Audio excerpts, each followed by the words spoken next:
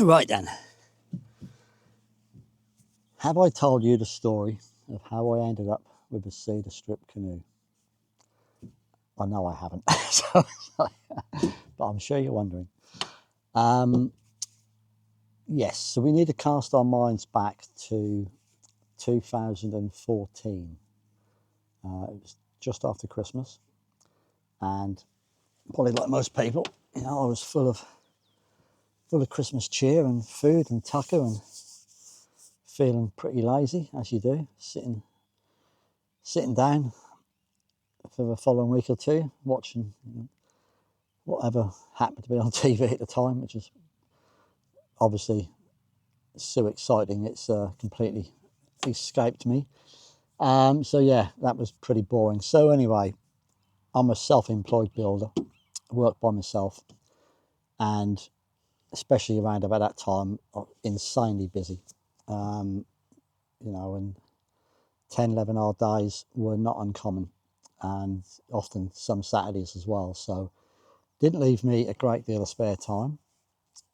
But in the spare time I had, I was very keen on wildlife and landscape photography. So every spare second I had, that was what I spent my time doing, which was great. I loved it, absolutely loved it. But it was always a battle against time, as most things are in life. So you have to really put your mind to it.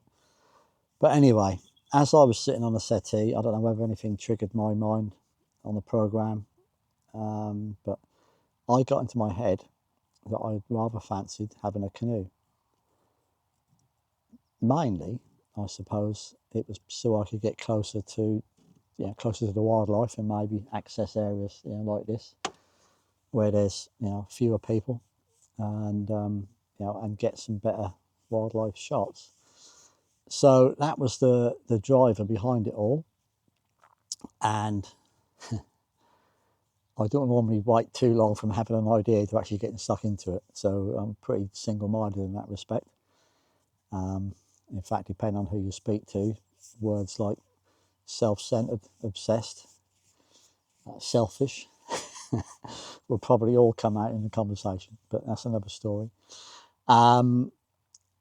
So I did a bit of digging around on the internet, as you do, and saw obviously there was various fiberglass ones for sale on eBay. Anything decent was quite expensive, and I knew from past experience that they were quite heavy.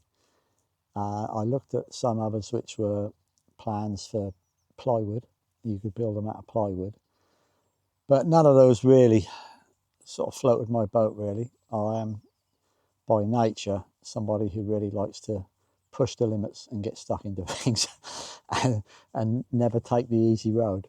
So I came up with a fantastic plan that I was going to build a cedar strip canoe. I ordered a couple of books off Amazon. One was, I can't remember the name of the book, but it's by Ted Moore. It's sort of like a Bible of canoe building in America. There's a lot of black and white pictures in there. I guess it all dates back to the 60s, possibly earlier than that, but fantastic book, goes through huge amounts of detail. And there was a newer book by Gil Gilpatrick, I believe his name is. So anyway, once I received those books, I was sold. I thought, yeah, that's it. So Saturday came around, I was straight down to Builders Merchants, picked up a load of plywood, 18mm plywood, back home, started making a strong back, which is the frame you have to make to build these on. Quite involved thing. And then in this Ted Moore book, there's all lofting plans, which is basically the plans which dictate the shape and size of your canoe. And they're all marked out in inches and 1/16ths of an inch.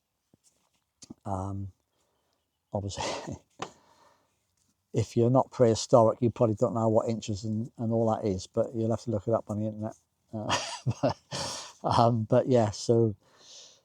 But basically that involves covering 8x4 sheets of chipboard, plywood, with inch squares, and then on those squares you mark out the form of what they call stations, which are situated every foot along the canoe, and they together dictate the shape.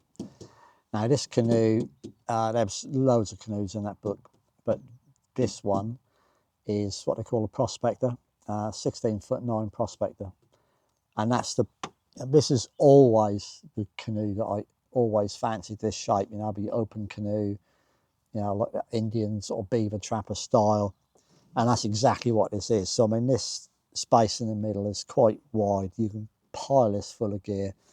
When I've done sort of multi-day events, you know, camping out, you know, I've got a lot of gear in here, and it's superb.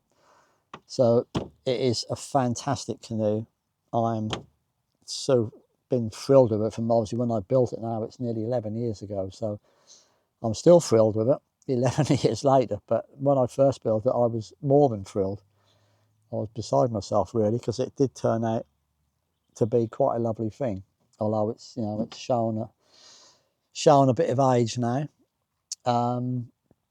But you know, anyway, so I mean, that was basically what happened. And the only building I had to build us in was an old barn. It was very dimly lit. It was very bloody cold, because it was still, I started this in January. And through a fair bit of dedication, I worked on this every evening and every weekend without fail until I'd finished. And that took me just over 10 weeks, start to finish. And that, you know, I feel that this is finished to a very high standard. If you look at some of the details I've done, you know, they're all time-consuming things. But yeah, I'm really pleased with the way it's turned out. So that's enough of me waffling on. So I will show you just a few of those details. Right, so these are essentially all the cedar strips. So this is all cedar, all of this, exception of these two here. This one is American black walnut, and this one is ash, which is the same as the gunnels are made of. So the gunnels and the stems. So these are all cedar strips, and these start off life at 3/4 of an inch deep and 1/4 of an inch wide. So for the millennials amongst you, that equates to about 18 millimeters deep and 6 millimeters wide. Now, everything on this canoe, obviously made from scratch. So I went down to the timber merchants and I bought all this timber. That was in, I think it was in 7-inch planks. So obviously it all had to be machined, planed down, sized, and then these bits of wood have got a bead and cove on them, which essentially means there's a concave section on the top and a rounded section on the bottom. And when you join them together, that's a bit like a joint in your finger, they can roll around on each other. And this canoe, everything on here is just held together with glue only. So I glued all these strips, nothing, there's no fixings, no rivets, nails, staples, it's just glue to hold the whole thing together. Which again does take a bit more time, because you can only do 3 strips on each side at a time, and then you have to let that glue set, and then the next day you can do another 3 strips, and you have to work your way down. I haven't counted, but I mean, there was a lot of strips from the top to the bottom and around the hole. There's an awful lot of strips. So yeah, and there is a saying in woodworking circles that you can never have too many clamps. Well, that is certainly never true in canoe building, because I had clamps coming out of my ears and I still never had enough. I used straps, G-clamps, you name it. I had all kinds of stuff holding these bits of wood together. I have got a few pictures dotted around, which I'll try and dig out. So that was in fact basically the hull. I don't want to go on for too long, but this, these are the inner and outer gunnels. These are ash. So this is what gives the boat all its rigidity, really. So I mean, it is really, although it's quite light, it is really strong. So the inner ones I've scuppered out, and I've worked out the seat positions beforehand, and I made sure that all these scups were in the, you know, worked out in the right places. So that's that, and then you've got the stems. So on the inside there, you can see that's the inner stem, which is made of ash. And then you've got the outer stem, which is made of ash as well.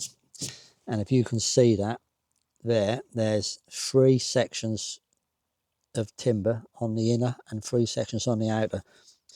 The reason you have to do that is because these have to be steam bent. So I actually made my own steamer for those out of a wallpaper removal tool and a pipe, and I steamed my ash, bent it to the right shape, just tied it up and let it dry. So that was to form those. And then on the decks we have, so this is elm and that's elm, so these are book matched, so each side is a carbon copy of each other, and in the middle there's a strip of American black walnut, and then more ash there. So, and I actually, you won't be able to see it, but I've actually relieved these at the bottom as well, just to reduce the weight a bit more, which was, again, was quite a bit of work. But they sort of give a lot of strength to this part of the canoe. And interestingly enough, that elm tree, that was blown down in the great storm we had. I think it was 1987. And that tree was blown over. That was a terrific storm we had here. It did phenomenal damage in the UK. It took, I think that storm was responsible for more trees blown down than I think anything else. So yeah, pretty big thing. But anyway, that's where that elm came from. So that lives again. Now I used the elm also for the seat frames. So they're all made of elm, all spaced down. I did all this myself as well. This was quite a lengthy process, but you know, it's sort of traditional style, which is what I wanted to have. The centre thwart, that's elm as well, shaped out for my neck to fit in there. It's all quite nice, but obviously bang in the middle. And then we've got another seat here, and at this end we've got another deck which is exactly the same as the one at the other end. So considering this is 11 years old, that's not done too badly, is it? And I'm sure it's got an awful lot of life left in it. I do take quite good care of it, although it looks a bit messy at the moment because it's got all. This is my second river trip in the last week, so yeah, it's got a bit of mud in it and a bit of debris and a few marks on it, but when it's cleaned down, it looks a picture. So that is a bit of a roll down on the canoe. So I'm sure that anybody who's interested in Cedar strip canoes would appreciate that. Very difficult to see here with the sun, but I felt this was as good a place as any to, while there's a bit of peace and quiet, to just discuss a few things with the canoe.